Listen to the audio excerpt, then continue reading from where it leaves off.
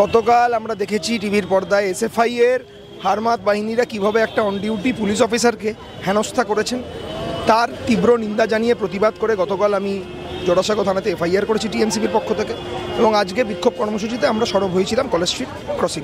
তারা যা করেছে লাল ঝান্ডা হাতে নিয়ে এটাকে ধর্মঘট বলে না, গুন্ডামি সন্ত্রাস করে চালিয়েছে ওরা।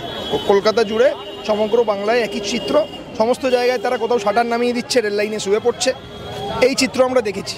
এবং গতকাল যে ঘটনা ওরা কিছু জায়গায় ঘটিয়েছে, পুলিশের উচিত ছিল ডান্ডা দিয়ে পিটিয়ে পিঠের চাল চামড়া তুলে নেওয়া উচিত ছিল। এইটার ছবি দেখুন, এই ঘটনার সময় এই ছবি বর্ণনা মুখার্জি, এবং দুদিন আগেকার ছবি বর্ণনা মুখার্জি কলকাতা বিশ্ববিদ্যালয়ের উপাচার্যের সাথে বসে অট্টহাসি হাসছেন। কোথা থেকে ইন্ধন আসছে আমরা সবই জানি। ক্যালকাটা ইউনিভার্সিটিতে বহিরাগত নিয়ে বারবার এই ভিসি সরব হয়েছে, ইনি নিজেই সবথেকে বড় বহিরাগত অনুপ্রবেশকারী ইউনিভার্সিটির। এনার কোলে বসে দোল খাচ্ছে এই বর্ণনা যে গতকাল অন ডিউটি পুলিশ অফিসার গালে চড় মারছে। কি শিক্ষা ব্যবস্থার অবস্থা দেখুন, গোটা ছাত্র সমাজের লজ্জা এসএফআই।